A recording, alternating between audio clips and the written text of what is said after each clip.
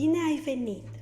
Această meditație este un spațiu sigur, un moment doar pentru tine, un loc în care îți poți lăsa grijile deoparte și te poți reconecta cu pacea din interiorul tău.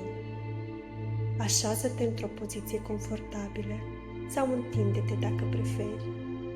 Închide ușor ochii și permite-ți să fii aici, acum. Inspiră adânc pe nas. Ține puțin aerul și expiră lent pe gură. Încă o dată, inspiră adânc și expiră tot aerul. Simte cum corpul tău începe să se relaxeze cu fiecare respirație. Dacă apar gânduri, e în regulă.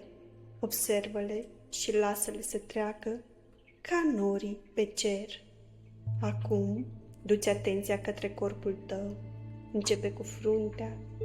Relaxează-ți mușchii. Lasă ploapele să se așeze grele, maxilarul să se destindă, limba să cadă ușor în gură, gâtul să se înmoaie. Simți cum valuri de liniște curg ușor peste tine, umerii devin moi, mâinile relaxate, pieptul se ridică și coboară calm, burta se destinde, spatele se odihnește, picioarele devin grele, calde, odihnite. Ești în siguranță, ești aici, nu trebuie să faci nimic, doar să fii. În momentele de anxietate, mintea noastră fuge în viitor, în ce-ar fi dacă, dar acum alegi să te întorci în prezent. Inspiră și spune-ți în gând, sunt aici. Expiră. Sunt în siguranță. Inspiră. Îmi dau voie să simt. Expiră. Și îmi dau voie să mă liniștesc. Continuă să respiri încet. Fiecare respirație este un mesaj trimis corpului tău că e timpul să se odihnească, că e în regulă să încetinească. Imaginează-ți acum că te afli într-un loc liniștit, poate o pădure, o plajă sau o cameră luminoasă unde te simți protejat.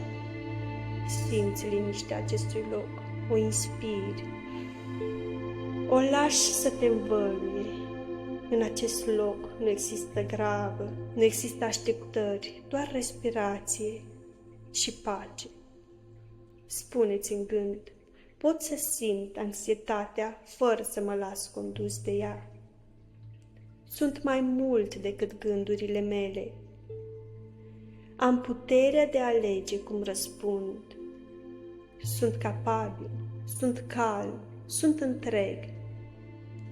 Stai câteva momente în această liniște, doar tu, respirația ta și sentimentul de siguranță care crește în interior. Când ești gata, adu-ți ușor atenția înapoi în cameră, mișcă degetele, deschide ochii încet și mulțumește-ți pentru acest moment de grijă față de tine. Respira adânc încă o dată. Ești pregătit să continui ziua cu calm, claritate, cu încredere.